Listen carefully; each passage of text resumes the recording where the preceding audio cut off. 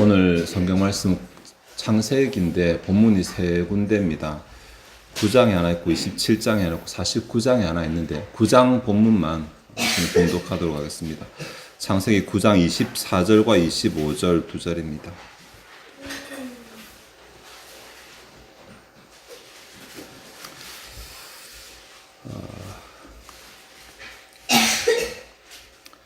창세기 9장 24절과 25절입니다. 노아가 술이 깨어 그의 작은 아들이 자기에게 행한 일을 알고 이에 이르되 가나안은 저주를 받아 그의 형제의 종들의 종이 되기를 원하노라 하고. 아멘. 예, 별로 아멘하고 싶지 않은 그런 말씀이죠. 예, 오늘 저희들이 그 세 가지 본문을 살펴본다고 말씀드렸는데 27장에는 이삭이 야곱에게 하는 말이 나오고 49장에는 야곱이 요셉에게 하는 말이 나옵니다. 그래서 족장들의 말입니다. 그래서 오늘 세 가지 본문은 공통적으로 다 언약 백성들이라는 공통점이 있고 또 부모와 자식 간의 대화, 부모가 하는 말이지만 그리고 말의 권세가 있다. 하여튼 이런 공통점들이 있습니다. 그래서 어버이 날을 기념하는 사실 어버이 주일은 아닙니다. 엄밀히 말하면 우리가 항상 모든 주일은 하나님께 예배를 드려야 되기 때문에 어버이 자체가 중심이 될 수는 없지만 그래도 부모를 생각한 부모와 관련되는 그런 주일을 보내고 있는 메시지인데 사실 우리들에게 부모를 공경하라라고 이렇게 해봤자 이 가운데 들을 사람이 몇 분이나 계시겠습니까? 그래서 부모의 관점에서 좀 부자 혹은 부녀 혹은 모녀 관계를 한번 이렇게 좀 생각을 해 보았으면 좋겠습니다. 제목 자체가 부모의 말에는 권세가 있습니다라는 제목이잖아요. 그러니까 우리가 자녀들에게 어떻게 대해야 되는지 혹은 어떻게 생각해야 되는지 이런 것에 관한 교훈일 것 같습니다. 본문 하나씩 생각해 볼 건데 생각하기 전에 그러니까 세상 사람들은 자녀가 부모의 소유라는 이런 생각을 참 많이 가지고 있습니다. 내가 낳았으니까 이라고 생각하지만 사실 성경은 자녀가 부모의 것이기 전에 하나님의 것이라고 말합니다. 소유의 문제가 아닙니다. 하나님께서 어쨌든 우리가 다 자라보니까 내가 하나님의 어떤 자녀고 하나님이 일하고 사명을 가지고 이런 것을 알게 되잖아요. 근데 나도 나의 부모, 우리의 부모로부터 태어나서 자라보니까 그것을 알게 되는데 그것을 알기 전까지 하나님께서 이 인간의 부모에게 그 영혼을 위탁을 하십니다. 그 집에 태어나게 하시고 그 집에서 자라나게 하셔서 이 아이가 자라서 하나님을 알게 하시고 하나님 앞에서 사명을 깨닫게 하시고 자기의 삶을 살아가도록 하는. 그래서 어떻게 보면 그런 부모의 사명을 다 끝나고 나면 부모는 더 이상 부모로서의 사명은 사라지게 되고 하나님이 자기에게 주신 사명에 맞추면 더 이상 세상에 있을 필요가 없어지게 되는 것이죠. 그러니까 이 자녀들이라고 하는 것은 단순히 지금 우리가 생각하는 대로 내 소유고 내 마음대로 하고 내 뜻대로 하는 이런 개념이 아니라 하나님이 나에게 위탁해 주셔서 우리 가정에 위탁하셔서 우리 가정에서 자라고 있는 키우고 있는 하나님의 자녀다라고 하는 이런 개념이 기독교에는 있습니다. 성경에 그렇게 말하고 있으니까요. 자, 그렇기 때문에 하나님께서 부모에게 그 자녀를 잘 양육하라고 뭔가 다른 사람이 아닌 부모에게만 주신 뭔가가 더 있습니다. 그것이 오늘 말하는 말의 권세입니다. 그러니까 이것이 동서양이든 인종이든 나이든 상관없이 하나님께서 그 부모에게 허락하신 자녀들 때문에 그 부모들이 자녀를 잘 키우라고 혹은 자녀들에게 뭔가를 할 수 있도록 말의 권세를 주셨습니다. 말의 권세를. 부모의 돈의 권세를 주신 게 아니고 부모의 말의 권세를 주셨습니다. 이거 돈 없는 부모도 얼마든지 할 수 있고 해야 하는 그 권세라고 하는 것이 있습니다.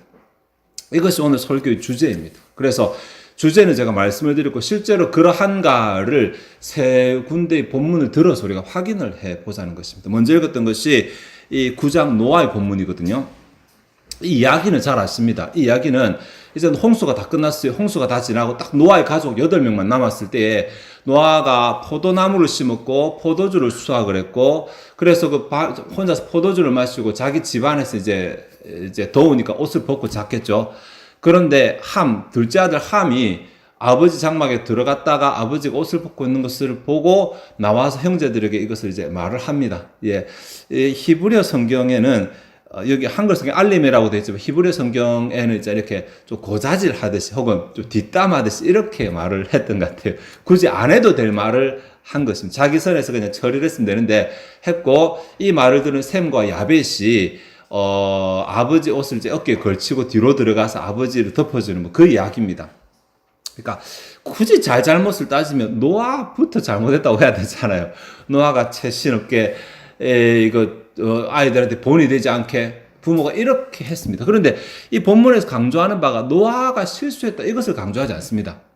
또 함이 뭐 죽을 죄를 지은 것 같지도 않습니다. 뭐 사람 몇 사람이나 된다고 또 해봤자 남의 집도 없고 다 형제들밖에 없으니까 뭐 그 정도 선인데, 다음에 셈과 야벳이 잘했다 이것을 강조하는 것 같지는 않습니다. 본문이 우리에게 주는 교훈은 이 일이 있고 나서 노아가 술에서 깨어나서 했던 그 말입니다. 말. 그것이 아까 저희가 봉독했던 25절 이르되라고 하는 그 다음 부분입니다. 가나안은 저주를 받아 그의 형제의 종들이 종이 되기를 원하노라라고 하는 부분입니다. 이 본문에서 우리가 조금 유심 깊게 살펴봐야 될 단어가 가나안이라는 단어입니다. 왜냐하면 실제로 아버지 노아에게 잘못한 사람은 함이거든요. 함인데 10장에 가서 보면 함의 자손들 가운데 가나안이 막내로 나옵니다. 막내 아들입니다. 이때. 그러니까 노아가 누구를 저주를 했냐면 함의 막내 아들을 저주를 합니다. 자, 이게 왜 그러냐는 거죠. 이게. 그런데 가만히 본문을 살펴보면 본문에서 가나안을 일부러 많이 등장을 시킵니다. 18절에 방주에서 나온 노아의 아들들은 셈과 함과 야벳이며 함은 가나안의 아버지라.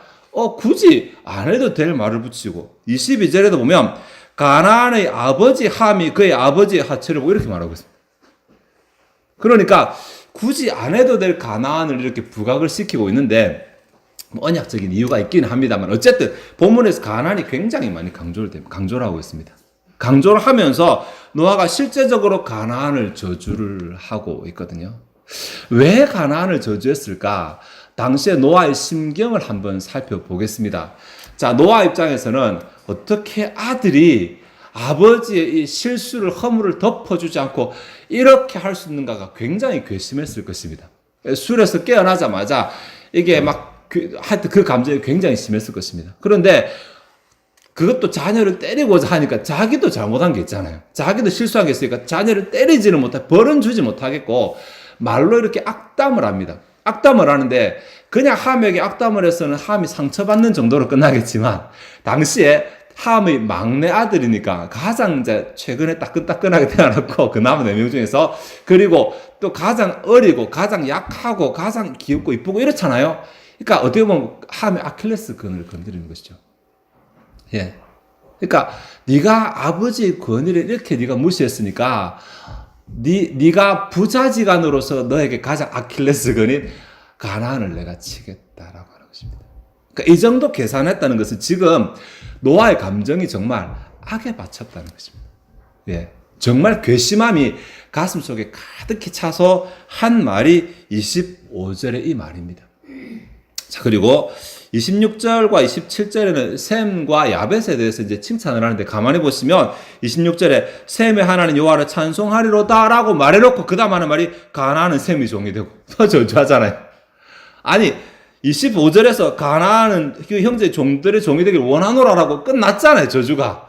그럼 잘한 셈과 야벳을 칭찬을 해야 되는데 셈 칭찬하면서 셈의 하나님 여호와를 찬송하리로다 하고 바로 가나안은 셈들 종이 되기를 또 저주를 하고 27절에 하나님이 야벳 창대하게 하사 셈의 장막을 거하게 하시고 그 다음 보면 가나안은 그의 종이 되게 하시고 또 저주를 합니다. 그러니까 지금 노아가 함에 대한 감정이 이 저주 한마디로 안 풀리는 것입니다. 안 풀려서 셈 얘기하면서 또 가나안 저주하고 야벳 얘기하면서 또 가나안 저주를 합니다. 그러니까 그의 심경 상태가 지금 안에 이 함에 대한 원망이, 함에 대한 분이 가득 차 있는 상태로 이 말을 했다는 것입니다. 그리고 이야기 지나갑니다. 27절에 끝나고 28절에 홍수 후에 노아가 350년을 살고 더 이상 이 이야기는 진척이 안 됩니다. 10장에 가면 노아의 아들들이 쫙 펼쳐나가는 이야기 말이죠. 민족들이 쫙 펼쳐나가는 이야기 나오고 있습니다. 그래서 이 이야기는 지나갔나 보다라고 생각을 할 수 있는데 실제로 이야기 지나가지 않습니다. 실제로 가나안이 언제 셈의 종이 되냐면 이 말을 한 뒤에 약 1000년 뒤에 이루어집니다. 노아 홍수가 기원전 2300년경 어간에 났고 이스라엘 백성이 출애굽에서 가나안 땅을 정복하는 것이 기원전 1400에서 1200년경 되거든요. 1300년경 잡으면 딱 1000년이 지난 다음에 이 말이 실제로 이루어지게 됩니다. 그 많은 함의 자손들 가운데서 하필이면 여러분 우리 가나안 땅 하죠. 그 가나안이 이 가나안이거든요. 하필이면 셈족의 후에 이스라엘의 자손들이 가나안 땅에 들어가 가지고 잘 살고 있는 가나안 땅을 다 몰아내고 그들을 죽이고 종으로 삼습니다. 예. 그리고 물론 셈의 하나님 여호와를 찬송하고 야벳을 창대하게 한 이 일도 일어나긴 일어납니다. 해석에 따라서 학설에 따라서 달라지는데 이때 노아가 가나안에 대한 원망은 가득 담았지만 아마 셈이나 야벳에 대한 기쁨은 거의 담지 않았을 것 같아요. 그렇지 않을까요? 지금 망가운데 하나만 있었겠죠. 그러다 보니까 셈에 대해서 이루어진 일은 선명하게 역사에서 나타나는데 함에 대해서 셈과 야벳은 그렇게 드러나지는 않습니다. 최근에 들어서 학자들 가운데 이런 해석이 있습니다. 가만히 보니까 구약에서 하나님의 복을 받은 언약 자손들이 흐름은 셈의 후손을 통해서 흐르더라. 아브라함이니까. 신약에서 복음이 전파된 곳을 보니까 복음이 유럽으로 전파돼서 기독교가 그 다음에서 이렇게 꽃을 유럽에서 피우게 되잖아요. 그렇게 보니까 야벳의 후손도 또 역시 복을 받기는 받구나라고 이렇게 요즘 들어 학자들이 추측을 하고는 있습니다만은 어쨌든 선명한 것은 노아가 마음의 감정을 다 담아서 했던 그 말이 죽지 않고 살아서 노아는 죽었지만 그 말이 죽지 않고 살아서 그 자손에게까지 이루어지더라는 것입니다. 자, 이것이 본문이고 두 번째 우리가 생각해야 될 본문이 27장입니다. 27장은 성경을 좀 펼쳐서 가셔야 됩니다. 27장은 또 어떤 스토리냐면 이삭이 나이가 많이 먹어가지고 이제 자기가 죽기 전에 장자인 에서에게 축복을 하겠다라고 이제 마음에 결심을 합니다. 그런데 그냥 축복하면 되잖아요. 근데 조금 이상합니다. 에서를 불러다가 자, 내가 너에게 이제 축복을 하고 싶다. 그러니까 너는 가서 사냥을 해와서 내가 평상시에 잘 먹는 별미를 만들어서 내게 바쳐라. 그러면 내가 여러분 4절에 보시면 내가 즐기는 별미를 만들어 내게로 가져와서 먹게 하여 내가 죽기 전에 내 마음껏 내게 축복하게 하라라는 내용이 나옵니다. 그러니까 그냥 축복하는 것이 아니라 그냥 하는 것이 아니라 네가 가져온 그 음식을 먹고 기분이 아주 좋아진 상태에서 내 마음 가운데 아주 기분이 좋은 상태에서 그 마음으로 너를 축복하게 하라는 것입니다. 다르죠? 그냥 축복하는 것 아닙니다. 아까 제가 노아 때 그 마음 가운데 어떤 마음이 가득 찼는지 여러분 기억하시죠? 그 함을 향한 분노와 원망이 가득 찬 상태에서 말을 내뱉었잖아요. 근데 지금 반대로 지금 이삭은 에서에게 내가 즐거움이 가득한 마음에서 너를 축복하게 하라고 합니다. 네. 그래서 별미를 만들어 오라는 거예요. 지금 내 감정을 다 끌어모아봤자 내가 너에게 더 좋은 것을 해주고 싶지만 지금 내 감정이 그렇게 충분히 좋지 못하니까 내 감정을 먼저 즐겁게 한 다음에 축복하게 하라는 것입니다. 자, 그리고 실제로 그 요리를 만들어 온 사람은 에서가 아니라 동생 야곱이었잖아요. 야곱이 와서 갖다 바치고 이삭이 아주 즐겁게 먹고는 축복을 합니다. 오늘 우리가 살펴본 것은 그 다음 이야기예요. 축복을 하고 나서 에서가 뒤늦게 왔을 때 에서가 이제 별미를 만들어 와서 다시 이삭이 바쳤습니다. 그때 이삭이 하는 말이 33절에 이삭이 심히 크게 떨며 이르되 그러면 사냥한 고기를 내게 가져온 자가 누구냐? 네가 오기 전에 내가 다 먹고 그를 위하여 축복하였은즉 그가 반드시 복을 받을 것이니라는 말이에요. 우리 생각에 한 번 더 해주면 되잖아요. 한 번 더 그냥 해주면 그만인데 이삭이 하는 말이 네한테는 해줄 복이 없다는 축복이 없다는 것입니다. 내가 이미 내 마음을 다 끌어다가 앞에 온 야곱에게 다 해버렸으니까. 꼭 우리는 말을 100번이라도 할 것 같은데 뭔가 카드를 뭘 잡고 있는 것처럼 말하면서 이 카드를 그에게 줘버렸기 때문에 더 이상 너에게 줄 카드가 없다 이렇게 말하는 것입니다. 그래서 에서가 내게도 복을 빌어달라고 막 때렸습니다. 막 때렸으니까 어쩔 수 없이 야곱이 자기한테 남아있는 카드를 이삭이 자기 남아있는 카드를 에서에게 해주는 내용이 9장과 39절과 4절이거든요. 그 아버지 이삭이 그에게 대답하이르되 네 주소는 땅의 기름짐에서 멀고 내리는 하늘에서 이슬에서 멀 것이며. 이게 무슨 축복입니까? 네가 발 디딜 데가 없다는 거잖아요. 네. 40절 너는 칼을 믿고 생활하겠고 내 아우를 섬길 것이며 네가 매임을 벗을 때는 그 명예를 떨쳐버리라. 아니 동생을 섬길 것이라고 이렇게 말하니까 이게 뭐냐면 원래 이 멘트는 에서가 아닌 야곱에게 갔어야 됩니다. 자기한테 카드가 두 개가 있는데 모든 복을 다 끌어다가 만든 축복 카드가 하나 있고 그 나머지 카드 두 장이 있었는데 이 카드를 자기가 에서에게 주고 싶어서 만들었는데 야곱에게 써버린 거예요. 남은 카드가 이거밖에 없는 거죠. 차라리 에서가 복을 빌지를 말았어야 돼. 차라리. 그런데 복을 비는 바람에 이삭이 이 카드를 야곱에게 줘버렸네요. 실제로 그 결과 에서가 에돔 족속은 그러니까 가나안 땅에서 떠나가게 됩니다. 그 주소가 약속의 땅에서 떠나가서 동쪽 땅에 가서 살게 되고 그리고 다윗이 에돔을 정복하면서 에돔은 이스라엘 속국이 되어버립니다. 그때부터 끊임없이. 그리고 예수님 오시기 직전인 하스모니안 때는 아예 요한 힐카누스라고 하는 그 왕이 에돔을 정복해버려서 민족 자체를 없애버리게 돼요. 그러니까 헤롯이 나중에 등장을 할 수 있게 되게 되는 것이거든요. 그러니까 실제로 그 말이 또 그대로 이루어지게 되었습니다. 시간이 지났지만. 우리가 주의해야 될 것은 아까 4절에 내 마음것이라는 그 말입니다. 예, 이곳에서 이삭이 아주 즐거운 마음, 아주 행복한 마음으로 자녀에게 복을 주겠다라고 말한 것. 마지막으로 살펴볼 것이 49장입니다. 49장은 이제 그 야곱이 나이 들어서 죽게 되었어요. 그리고 자기 자녀들에게 축복하는 가운데 야곱을 축복하는 말입니다. 야곱을 축복하는 26절인데 내 아버지의 축복이 내 선조의 축복보다 나아서 영원한 산이 한없음 같이 이 축복이 요셉의 머리로 돌아가오며 내 형제 중에서 뛰어난 자의 정수리로 돌아오리로다. 야곱이 요셉을 축복하는 장면인데 여기서 우리가 생각해야 될 부분은 내 아버지의 축복이 내 선조의 축복보다 나아서 이 부분입니다.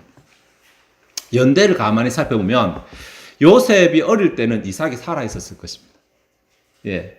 야곱이 어렸을 때는 아브라함이 살아있었습니다. 분명히. 연대를 계산해보면 그렇거든요. 그러니까 우리 생각처럼 이삭이 다 죽고 나서 야곱 혼자 남아서 이것이 아니라 자기 할아버지도 애들 보면서 손자 보면서 이렇게 했을 거잖아요. 그죠? 그러니까 지금 야곱이 말하면 내가 지금 너에게 축복하는 그 복이 그런데 그렇게 말하지 않고 네 아버지의 복이라고 말합니다. 네 아버지의 축복이 내 선조들의 축복보다 더 낫다 이렇게 말합니다. 여기 더 낫다는 말은 더 우월하다는 말이 아니라 원어로 더 강력하다라는 말. 왜 더 강력할까? 왜? 이삭의 복도 참 좋고, 된다면 아브라함이 제일 크지 않나 생각할지 모르겠지만, 객관적으로 야곱이 더 뛰어나서가 아니라, 야곱이 네 아버지이기 때문입니다. 내가 아버지로서 너에게 축복을 하기 때문입니다. 그래서 아버지의 축복이 더 강력하다고 말하는 것입니다. 이것은 하나님께서 언약 백성인 아버지에게, 부모에게 허락하신 그 말의 권세 때문입니다. 말의 권세. 그래서 아버지로서 나의 복은 더 강력하다 이렇게 말하는 것입니다. 자, 세 가지 본문을 살펴보았습니다. 하나님께서 허락하신 언약 백성들 가운데 부모와 자식 간에 있는 관계 가운데 그 부모의 말에 대해서 살펴봐요. 그 말. 근데 그냥 빈말로 하는 이런 말 말고 뭔가 마음속에 차 있는 그 상태에서 나온 축복과 저주는 그대로 이루어집니다. 이 말이 기분이 좋으십니까? 겁이 나십니까? 예전에 이런 말이 있었습니다. 성질 급한 부모 집안에 잘 되는 자녀 없다. 들으시면 모르겠습니다. 왜냐하면 성질이 급한 부모는 주로 화를 내거든요.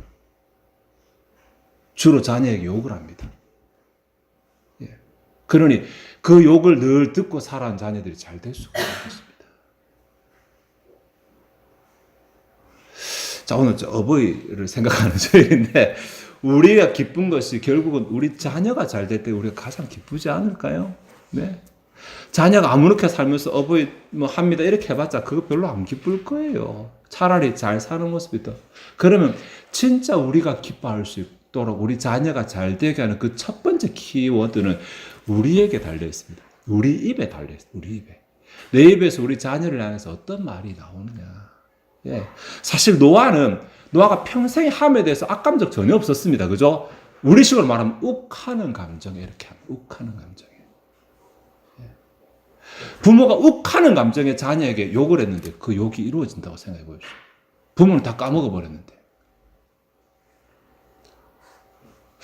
자, 부모에게 어떻게 이런 권세를 줬는가에 대해서 성경에 잘 나오지는 않아요. 그런데 조금 통합적으로 나온 말이 로마서에 있는데 로마서 13장 1절에 보면 각 사람은 위에 있는 권세들에게 복종하라. 물론 세상 권세의 교훈을 하면서 하는 말이지만 권세는 하나님으로부터 나지 않음이 없나니 모든 권세는 다 하나님께서 정하신 바라라고 하는 이 본문을 찾을 수 있습니다. 여기에 각 사람 위에 있는 권세들에게 복종하라라고 말한 그 다음에 원어로 보면 왜냐하면이라는 접속사가 있고 권세는이라고 하는 그러니까 앞부분은 위에 있는 이제 세상 권세에 복종하라는 말이고 뒷부분은 권세라고 하는 것이 무엇인지를 그냥 구현하는 내용이거든요. 권세라는 것은 하나님에게서 나왔다라고 합니다. 그러니까 부모의 권세도 하나님에게서 나왔습니다. 부모의 권세가 옆집 자녀에게 미치지는 않습니다. 내 자녀에게만 미칩니다. 그러니까 하나님께서 부모이기 때문에 주신 권세는 유산도 아니고 다른 거 아니라 그냥 말의 권세면 말의 권세. 그 말의 권세가 내 자녀를 때로는 살릴 수도 때로는 죽일 수도 있습니다. 내 자녀의 후손을 살릴 수도 죽일 수도 있고 잘 되게 할 수도 있고 못 되게 할 수도 있습니다. 예. 그러니 여러분 부모 자녀들에 대해서 좋은 감정 가지시고 좋은 감정으로 좋은 말 해주시고 욱하더라고 자녀에게 욱한다고 막말하지 마시고 나의 말에서 우리 자녀들의 삶의 방향이 정해질 수 있다는 사실을 좀 경계로 삼았으면 좋겠습니다. 말씀을 좀 정리하도록 하겠습니다. 부모로서 하나님께서 우리뿐만이 아니라 우리 부모에도 우리를 향한 권세를 주셨고 그 부모도 그렇습니다. 예, 그러니까 세상의 모든 부모는 하나님께서 특별히 자녀를 대해서 뭔가를 할 수 있는 말의 권세를 주셨어요. 이 말의 권세를 가지고 내가 어떻게 사용하는 것이 자녀가 잘 되고 또 그것을 보는 내 마음이 흡족할는지 다 아실 것입니다. 예.